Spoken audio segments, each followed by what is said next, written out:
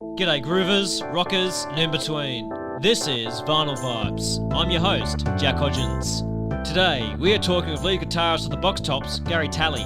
Gary joined a group called the DeVilles in 1966. Soon after joining the group, the band's manager organised a recording session. For the session, the band were given a song called The Letter. Despite being the band's first single, it would go on to become a number one hit in the US. The Box Tops would go on to have other hits such as Cry Like a Baby and Soul Deep, before disbanding in 1970. After disbanding, Gary remained in music, and in 1996 the group reformed and today are still on the road. G'day Gary, and welcome to Vinyl Vibes. Thanks, Jack. Good to be here.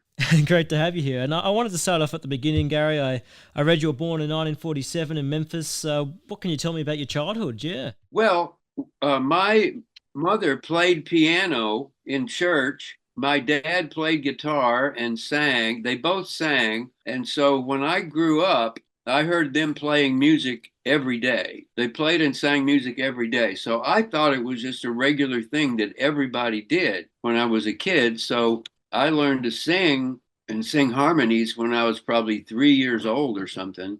Even though my mom played piano every day, the piano didn't have that much attraction for me. I loved the guitar. I just loved the way it looked and sounded. And then, of course, when Elvis came out, it was like, oh, that's even more cool, you know. And then I started learning how to play guitar when I was about 10. And I just messed around at home with it. A couple of guys and I got together with acoustic guitars and had a little trio, you know, and really we sang like folk music. Then right after that, the Beatles came out and just turned everything upside down. So we all wanted to be Beatles and have Beatle haircuts and learn all the Beatles songs.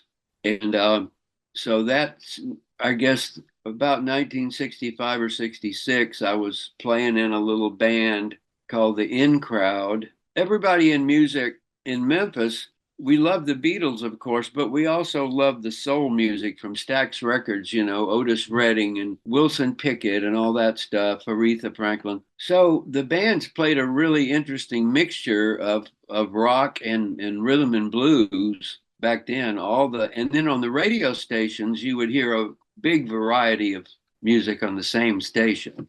I loved listening to all that rhythm and blues, and my dad was real into country music, which I wasn't into, but I knew it because he did it, you know. And in the In Crowd, the keyboard player, his name was John Evans. And then a few years after the In Crowd broke up, or maybe a year, he called me and asked me if I wanted to join this group called Ronnie and the DeVilles.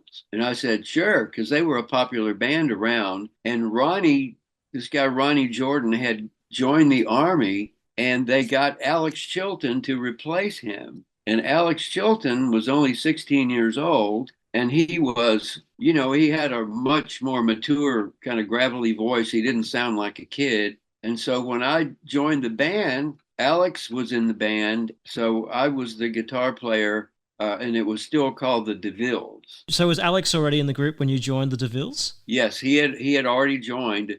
And the first rehearsal that I went to was over at Alex's house. And of course, his parents had a nice big house, which was really impressive to me. It was way bigger than the house I grew up in. And his mom had an art gallery upstairs on the second floor of the house. So we rehearsed at Alex's house. I remember I was really shocked because he was only 16 years old and we were rehearsing in his parents' house, and he was chain smoking, you know, in his parents' house. But anyway, so the band was the DeVilles until recording The Letter. Our manager was a guy named Roy Mack, a local DJ, and he had managed a group called the Gentrys. And in fact, he still was managing the Gentrys, and they had a record called Keep On Dancing in 66 that was not a major hit, but it did get on the charts, you know, in the top 40. And he said, well, I'm going to try it with this group, with us.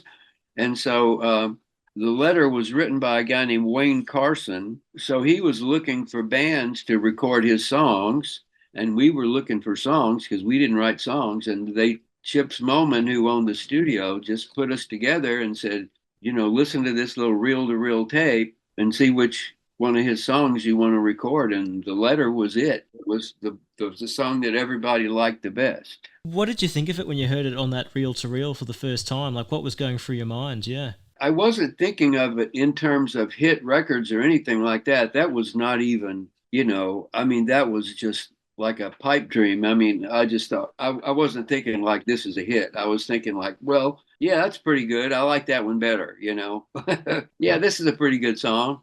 Let's do that one. Nobody had any idea it was going to be a big hit. I wanted to get this right. So you guys, as the DeVilles, recorded that in the studio, and then they got session musicians to do the overdubs. Am I right on that? No, the session musicians didn't do anything on the Yeah, letter yeah. except for the horns. Now, later on, the sessions musicians played on a lot of the stuff because our manager had us out on the road trying to make money for him. So, but on the letter, it was just the guys in the band and the horn players on the horn overdubs and strings. Yeah, there were strings on the end of it, on the fade out. What happened with me was they got to record it right before I joined the band. So when I joined the band, the guy that played on the record was the guy right before me. He was a guy named Richard Malone, and so he's the one that played the original the guitar on the letter. Then he moved to California. Then I joined the band, and then the letter wasn't even finished yet. Then they went in and finished putting the horns and the jet plane sound on the end. And then I was the guitar player a few months before the record came out. So I didn't get to actually play on the letter. I played on the things after that, and I sang backup on it. Yeah, I got to sing backup on it because the guitar tracks were already cut. And so I sang backup on it and sang and played on the flip side of it, which was called Happy Times. The DeVilles, the name the DeVilles was already a trademark name, so we couldn't use that Mm-hmm. and had to think of another name. And somebody came up with the Box Tops. I don't even know who. I think somebody not in the band. But anyway, so our manager liked that one and he says, okay, now you're the Box Tops. And so that's the name that came out on the record. And that's the name that was on when we did a recording contract with Bell Records, that's the official name of the group was now the Box Tops. You weren't fond of the Box Tops name at first. Why was that? Yeah, what was it about it you didn't like at first? It didn't sound like any of the other band names. Bands were named after cars back then. The Impalas and the DeVilles and the Corvettes and they had names like that. The Box Tops was just a real, it's just like an everyday thing. You would eat cereal in the morning and you would have the box tops of the cereal and you would send it off and get a prize. And so box tops was just like an everyday word, it could have been ashtray or something like that. So if you'd have named us, the ashtrays or the, just any common household word, the frying pan or the, you're the door handle or whatever, it just seemed kind of weird to us. I'm just kind of thinking too, I mean, that B-side Happy Times, as you mentioned, then was that recorded like in a later session after the letter? Like much later. No, much later. Yeah, months later. There was a few months after the letter was recorded, between it was recorded and when it was actually signed to a record company. And so in that, after they finished the rhythm tracks, they went in and did the horn overdubs and the strings and put the jet plane sound on it because our Dan Penn was a producer. He put the jet plane sound on it. The owner of the studio, Chips Moman, didn't like the jet plane sound and threatened to take it off. And Dan said, I'll cut this tape up into 1,000,000 pieces if you take that jet plane. They had a big fight over it. I did some reading, and as you kind of mentioned, the record didn't come out straight away. And I think during that time, before it came out, like I think Alex flunked the 10th grade. There was those kind of things going on. I mean, what was that time like for you? Is it like for you and the band? Yeah, before the letter came out. Yeah. Well, until it came out, we were just another local band. We just played local gigs around Memphis or in small towns around Memphis and in Memphis. And we never dreamed that the record was going to be a hit, much less go up the charts all the way to number one. So our lives didn't change at all until the record started going up the charts. And we thought, wow, this is it was just kind of a shock. It was in September of 67 we were doing gigs on the road, and because it was as soon as you get a record on the charts, on the top 40, when it gets in the top 40, you can start booking gigs outside of your local area. So our manager was going, "Oh yeah, we got a record that's on the charts now. We can book a gig in, say, Virginia or someplace." And so we would go to a place like I remember one place in Virginia. We still didn't know any other songs except the letter and some cover songs. So even though our record was on the chart, people knew it from the radio, but all the other songs were just cover songs like every other band. And I remember playing in someplace in Virginia, and there was a local band opening for us, and the guys in the local band were much older than us, and they were much better musicians. And we just thought, oh my God, these guys are opening for us, and they're 10 times better than us. These people are going to hate us. And so we got up there and started playing, and they were nice and everything. But when we did the letter, everybody just, started jumping up and down and dancing and freaking out. And like everybody loved that song. And it didn't matter that all these older, better musician guys, they were great. And we were kind of young and sloppy and not that good yet. But they loved us because we had that hit song. And in saying that too, I mean, the second hit the band had, "Cry Like a Baby," I did some reading on that, and I heard in an interview of you that you said that was like one of the only songs that the Box Tops did where you said this is going to be a hit even before it came out. Am I right on that? Well, I know, yeah, as far as I can remember, I remember thinking that, and I remember Alex thinking that too. Yeah, but at that time, okay, we released the letter and it went to number one. Then we released Neon Rainbow, which was a little bit psychedelic kind of thing, written by the same guy, Wayne Carson. And it didn't do that well on the charts. And of course, we were disappointed because it didn't quite hit the top 10, I don't believe, or it may have in some markets, but overall, it didn't hit the top 10. And we went through a lot of songs. Our producers, went through a lot of songs, and everybody was looking for songs to do.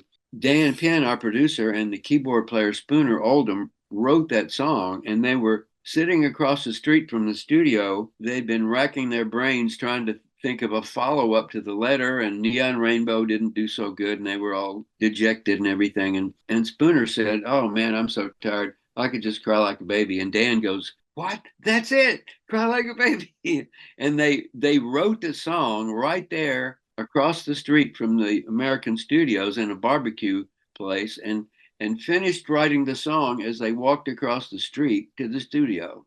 And so that was it still might be my favorite Box Top record. And Dan Penn, I think, is just a genius. The way he produced it, it was his idea to put the electric sitar on it.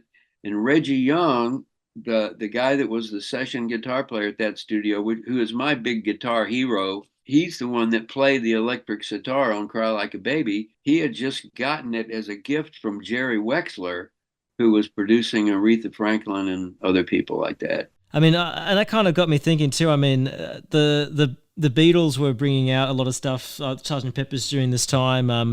The Star was all through, I think, Sgt. Pepper's. I was kind of thinking, like, what did you think of Sgt. Pepper's, like, when it first came out? Well, I loved it. I was crazy about the Beatles, and I think everybody in the Box Tops just worshiped the Beatles. I mean, they were just so far ahead of their time, and were doing things nobody else was doing, because they experimented with a lot of stuff that nobody had ever done before in the studio.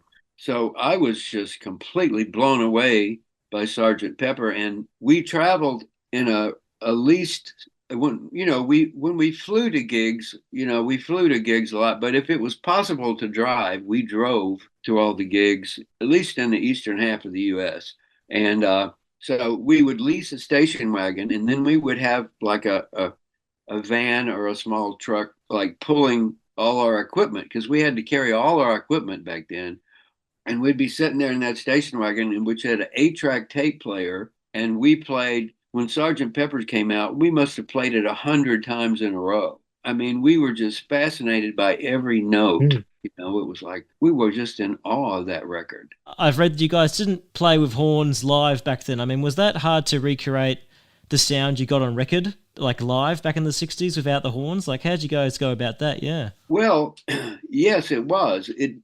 We could do all the basic rhythm tracks and make it sound like the records, but there was no way to replicate the horns because there were no synthesizers back then, Mm-hmm. and we couldn't afford to hire horn players, for live gigs, and so we did the best we could, but it didn't really sound like the records exactly. So, but when we, many years later, when we got back together together in '97, we thought, okay, we're going to hire horn players on every gig from now on because we want it to sound just like the records. Mm-hmm. And so that's what we did. In fact, the live group sounds more like the records now as far as the complete sound of the band than we did back then because we have a three-piece horn section everywhere we play. We hire them locally. So like if we play up in the New York area, we got a bunch of guys we use, and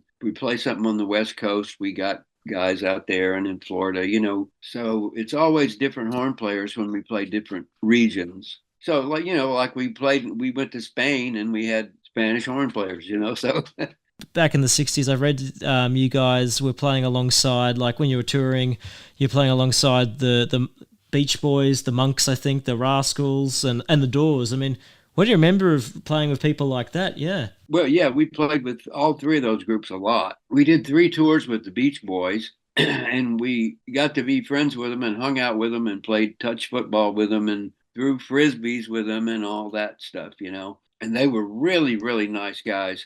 The guys that I knew the best, that I spent more time with and got to know better, were Carl and Dennis. And then Brian wasn't on the road. That was the first year he wasn't on the road, 67. Mm-hmm. So we didn't tour with Brian, but we got to be friends with the other guys, especially Carl and Dennis. And when I turned 21 in 1968, we were on a Beach Boys tour. And we were playing, I think it was in Indianapolis. I was back in my hotel room alone on my birthday after the gig. And I was thinking, well, I'm turned 21.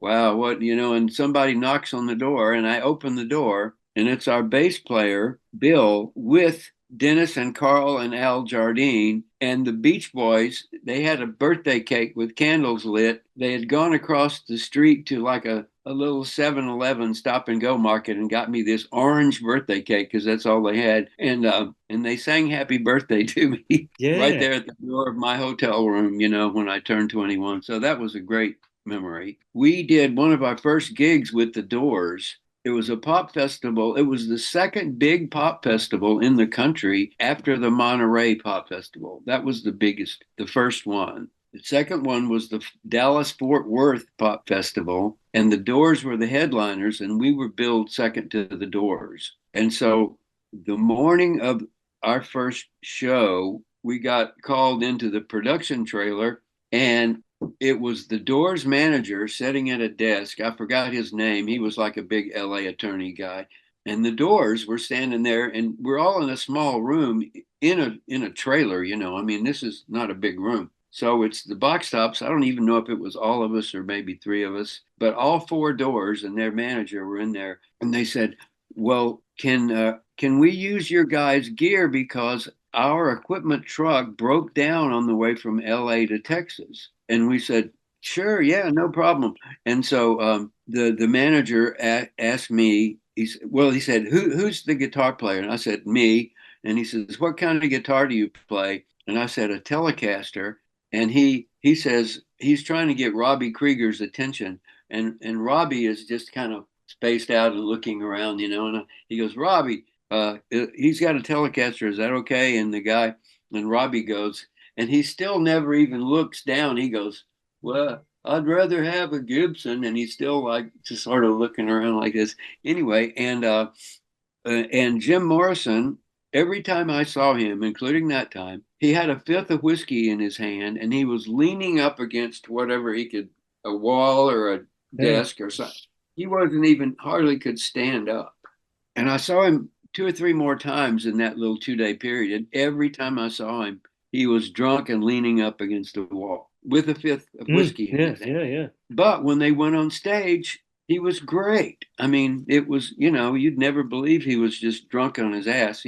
But all the other Doors, they were really nice. Ray Manzarek was really nice, and John, the Dinsmore, the drummer, they were all very nice. So that's a good memory with the Doors. I'm glad we got to work with them, because Light My Fire was the big hit of the summer. That was the big hit of the summer of 67, and The Letter was the big hit of the autumn of 1967. The third hit the band had Choo Choo Train, and I know that's is in the on the soundtrack to Once Upon a Time in Hollywood, the 2019 film. And I was kind of thinking, like, what was your reaction to when you first heard that it's going to be in such a big production, that song? Yeah. Oh, well, it was great to know that. They only played about 8 seconds of it.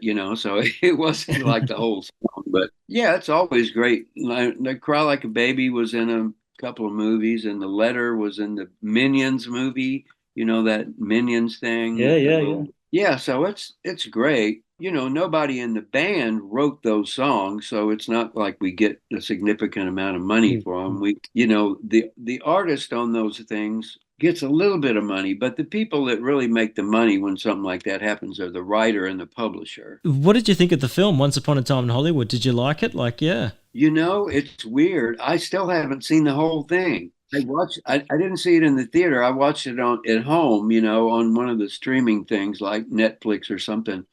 And I was watching it, and for some reason, something happened. I heard the part where they played Choo Choo Train on the car radio while they were driving somewhere, and then it got later on into the movie, and I don't remember what happened, but I still have never seen the whole movie. I read the biography on Alex, and you have a quote in there, and it's there was no hippies in Memphis. And yeah, what was it like being exposed to that counterculture, like hippie counterculture of the 60s? Like, yeah. Yeah, there was one guy that had long hair in Memphis, and he must have been the bravest kid in the world, because he got so much crap from all the jocks, and all the people in high school, and I'm sure he was like beat up a dozen times because he had long hair. It's funny, the same guys that were beating up hippies in 1967, in 1972 they had long hair. It became cool for a redneck to have long hair at some point. And that was just the opposite of what was going on in the 60s. As I said, I listened to all the albums you guys did, and do you think the albums got the recognition they deserved? I don't know. I never really thought about it that much. People back then, I don't know if they bought out. I mean, it seemed like every album back then in general would only have one hit on it. Only one of the songs, say there's 10 songs on the album, only one of those songs, or maybe two, would be something they heard on the radio. And it was like that with most artists, except for somebody like the Beatles and Sgt. Pepper's and something like that, where everybody knew every song. Like all the other artists, most of the American groups that I can think of, when they made an LP, there was one or maybe two songs on it that got any airplay that people were familiar with. So I never, there were definitely album cuts that I thought were good. But if they didn't get played on the radio, only a very, very small group of people heard them. There was no streaming or anything. Like, you had to go out and buy a record, and you couldn't, people didn't record it off the radio, or, so if you didn't have the album, you never heard that song. You could only hear a certain amount of songs on the radio. I mean, now it's totally different. I mean, you can get a totally unknown band from any place on the earth and find it on Spotify or something like that, But yeah, I mean, I think we had some good albums, but the average American group, the record label didn't really care about making every song on the album a great song. It didn't really matter what the bands or the producers wanted. The record label, they weren't thinking about that. They wanted to get a hit on the radio, and they wanted to get some other songs to fill out the album. And they weren't concerned about it being a great album or, the quality of the songs, every song being a hit or whatever. Like they didn't care at all. It was just like get one or two good songs on there and put anything else on there you want to. We don't care. Now, if we had been in control of what we did, and we weren't, the guys in the band, our producer and the record label made all the decisions about everything. They were in control of what got released and what got on the record, all that stuff. We were just kids in a band. Mm. So we didn't have any power. Now, Alex, because he had a unique voice, he really had more to say than any of the rest of us did because his voice was the main identity of the group. They could have replaced any of the rest of us. It would have definitely been weird to try to replace Alex in the middle of the 60s when everybody was used to his voice because it was so distinct. Alex made more money than we did because his father was smart enough to know that his voice was like the identifying sound of our group. The Dimensions album comes out, and I was kind of thinking like that would be the last Box Tops album for like 30 years or something like that. I mean, what was the feeling during the recording of that? Was it like a positive feeling? Like did you know it would be the last album for 30 years? Like, yeah. No, we had no idea. And Chips Moman produced that album. Chips Moman and Tommy Cogbill produced that album, not Dan Penn. Dan Penn produced The Letter. He produced, produced and wrote Cry Like a Baby, everything up until 1969. And for some reason, which I never knew, the reason that Dan stopped being our producer and turned it over to Chips and Tommy. So Chips was much more experimental, and we did some of Alex's tunes on the Dimensions album that Alex had just begun writing songs, and maybe his songs were getting a little better, but Dan was never willing to record one of Alex's songs. But Chips was. So we had a couple of Alex's songs on that Dimensions album, and we did some kind of experimenting. It was a lot more ideas from the band and more experimentation in the production and more variety and more, Soul Deep was the only hit we had off of that album. And I thought that was a really good record. But we didn't know at that point that we weren't going to make any more records. I mean, we never made another LP. They got Alex in. Well, we did one more. I think we did Tightening Up on Me and Turn on a Dream were actually released as singles in 69, but they didn't do anything, and they at the end of 69, Alex and I were the only original members left. So when Alex was just fed up with touring and, just really, and I was too, we both quit in February of 1970. And I did studio work in Memphis after that. And Alex kind of took a break, and then he went up and, he formed Big Star not too long after that. But our manager never got another group of guys that, even though he would put bands out and call them the Box Tops, they were not, it was just anybody he could get in Memphis. It kind of ended. And also we found out somewhere along the way that our manager was cheating us out of most of our money. So we were getting fed up with that. We were on the road just working our butts off, getting exhausted and not getting all the money we were supposed to be getting. So we just said, okay, that's it. Yeah, well, I mean, in saying that, I mean, what was it like getting? I mean, because you guys got back together in '96, you had your first album, 30 Years, Tear Off in '98. That must have been great getting back, together, and yeah. Yeah, it was something that I never thought was going to happen. I mean, I would have bet $1 million that would have never happened, but it did. Bill Cunningham, the bass player, called me in '96 and said, would you want to get back together and go in the studio in Memphis and record something? And I said, yeah. But I said, I bet Alex will never do it. And he said, I already talked to Alex. And he said, yeah. And I was just shocked. I was like, really? Okay. Well, if he'll do it, then I'll. So we got the original guys from '67, Danny Smythe on drums and John Evans on keyboards, and then Bill and myself and Alex, and we went in the studio in Memphis, and I hadn't seen Danny, the drummer, in almost 30 years, like Mm, something mm. like 29 years.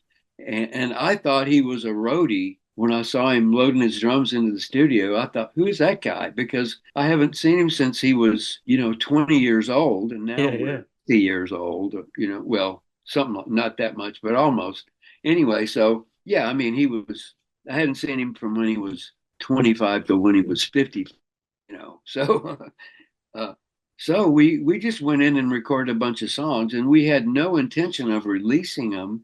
We were just kind of doing it like as a just for fun, just for the heck Mm, of it, mm. we didn't really think anything was going to come of it. And so we didn't have a producer. We just went in there and put some stuff down, did some songs we liked. And we hadn't, and actually, two of the guys in the band hadn't even played in years. I mean, uh, except for maybe occasionally, but not on a regular basis. And so it Wow. was like a weird thing. And I'm thinking, wow, this is weird. And Alex was kind of, well, he was ad-libbing a lot and just doing all this goofy stuff, just kind of just having a good time and being nutty. And so, it was fun to do, but I never thought that it would actually be a record. Mm, mm. And so and I thought, some of it was good, and I thought overall the energy was really good because we were all just kind of feeling kind of exhilarated, but it was not, it was kind of sloppy and thrown together really quick. And so Alex didn't trust anybody in the record business except one guy in France. He didn't want Mm. any of the US labels. He didn't want anything to do with them. And so we signed a record deal with this guy named Patrick Mattei in France. And so the record, which we called Box Tops Tear Off, which I'm sure you've heard, it never came out anywhere except France. Yeah, And we right. never saw a royalty statement. I don't know if it sold 3 copies or 10 million.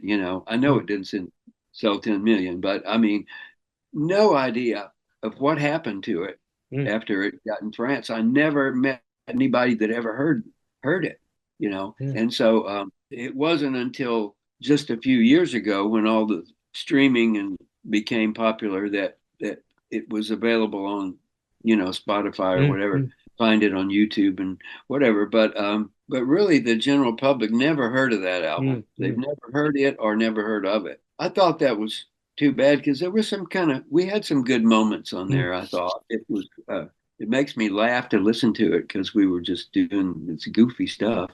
And a guy named Rick Levy, who is now in the band and is our manager, was doing some booking, and I met him about that time, and he said, "What do you guys think about just doing one show? This is in '97." I said, "Okay, we'll do the Memphis in May festival." Because it was coming up, but that's it. We don't want to be a band again. We don't want to tour. We don't want to do any of this. So we did the Memphis in May show, and I didn't think it sounded very good. I mean, it was kind of sloppy and untogether and whatever. But anyway, people liked it, and then we got asked to do this big thing at the House of Blues in LA. We said, okay, we'll do this one, and then that's it. And so we did that one. And I don't think we sounded very good at that one either, but Dan Aykroyd was there, and it was kind of a big deal because it's the first Yeah. time we'd played live in, 30 something years. Anyway, so we kept getting asked to play more dates, and it eventually wound where we started actually going out, maybe 20 dates a year or something like that. And so we did that from '97 till 2010 when Alex died. And then when Alex died, we had no thoughts of ever playing again. Uh, and 6 years later, in 2016, Bill and I were on a recording session together here in Nashville. We thought, well, maybe we should try it again. But the without Alex's voice, we thought, I don't know, they might not like us at all. They might Mm, mm. hate us and throw things at us or something. But we said, oh, well, okay. so we got three other really good players, and I sing most of the hits, and Bill sings a couple too. He sings Neon Rainbow. Some booking agents, said, "Yeah, people still want to hear those songs," and said, "Okay, well, we'll go out and do a show or two." So we did some shows in Florida, and it was like people loved it, and I was kind of shocked because I thought, well, they're just not going to like it. Without Alex, they're not going to like it, but they did like it. It's like, well, people want to hear these songs again. And we do a good job on the songs, and we've got the horns, and they sound like the records, and they, as much as you can without Alex's voice. So, we started booking more dates, and then we got on the Happy Together tour with the Turtles and the Cowsills and Chuck Negron and the Association, and that was 2017, and that was really fun. And so since then, we've been, we don't do a lot of dates a year, but we still do a few. We're I don't know, we do between 15 and 20 dates a year. And in fact, last year was really slow. I think we only did about 10 or 12. But Mm. anyway, we hope to do more. And we know that the records, sold well in Australia. And it was like, man, I wish we could go over to Australia and do a tour. We haven't quite figured out how to do that yet, but because the agency that books us is called Paradise out of California, and they only do the U.S. They Mm. don't do Yeah, any yeah. states outside of the U.S. So we've got to make the connections with the promoters and everything and the booking people. But we'd love to. I came to Australia in '09 and was there for a month. Yeah, yeah. And I loved it, absolutely loved it. But the Box Tops have never played there, and I would Mm. love to play some dates there, but I don't know if it'll ever happen. But we all want it to happen. What's next for you guys? I mean, will there ever be another album? I mean, you've got some great gigs coming up as well. I mean, yeah, take me through what's next. Yeah. Well, we recorded an album recently, and I think we just called it Box Tops Now because we recorded it because everywhere we go, all the other bands have merchandise, they have stuff to sell. And we went, we should make a CD, with the current Mm. band of the songs we do on the show. So people who come to see the shows can have some merch, something to buy at the end of the show, you know. So we did that. So we've got that. It's not on a label or anything. Now you don't have to do that anymore. So we just we made the CDs, and they you can on our website. We've got a website, but we're gonna make them available on the streaming platforms soon. And then we decided we would do a little Christmas, like an EP, like 4 or 5 songs. Yeah, yeah, yeah. So we did that, and so I would love to record some more stuff, but the stuff that we just recorded is not quite available to the public yet. We just are now writing up some new contracts, for all that stuff. And I play in some local bands around. I live in Franklin, just south of Nashville, so I still do recording and some gigs with different bands around here. And the funniest thing that's happened lately is that I started making little videos with my mother, who's 97 years old. Well, she'll be 97 in March. And she sings and plays piano. And we made a little video of an old kind of a gospel song called One Day at a Time. Mm. And it went viral. So on my YouTube channel, I've got 50 songs of my mother and I singing and playing these old songs, and she plays piano on some of them. And then we have a friend named Belinda Leslie that sings harmony on some. And now my mom gets letters. She gets cards and letters from all over the world because she's Wow. got so many fans that love hearing her sing the old gospel songs and the old pop songs. And that's been a recent development that just kind of came out of nowhere. Had a look on your website, and you've got guitar lessons. You're offering guitar lessons. So I was just kind of thinking for those listeners that want to learn some guitar from you, like how do they go about that? Yeah. Yeah, well, just my email is on the website. It's gwtally at gmail.com, but it's on my website. But yeah, I've got guitar students. I've been teaching for over 40 years, And I've got guitar students really all over the world. Actually, we do Zoom lessons, and I had one guy, in fact, a guy named Phil Cole is Australian, and I've given him a couple of lessons, a couple of Zoom lessons, and also he visits Nashville every now and then. So I got guitar students like in Germany and Fiji and and Australia and U.S. and Canada, and yeah, so I really like teaching, and I do that. And I also play guitar, here at my home studio. If somebody has some tracks that they want to put guitar on, I do that and play guitar on other people's songs and try to do that a lot more, actually. It's fun. Look, I just want to thank you for taking the time today, Gary, to do this interview. It's been great, yeah. Well, thanks, Jack. That was Gary Talley, lead guitarist at the Box Tops. To check out upcoming shows and all things Box Top related, head to their website at boxtops.com. Remember to share this show with other music fans. And if you really like what you heard today, we'd love to hear from you. Thank you for tuning in to this episode of Vinyl Vibes. And to all you music lovers out there, stay groovy.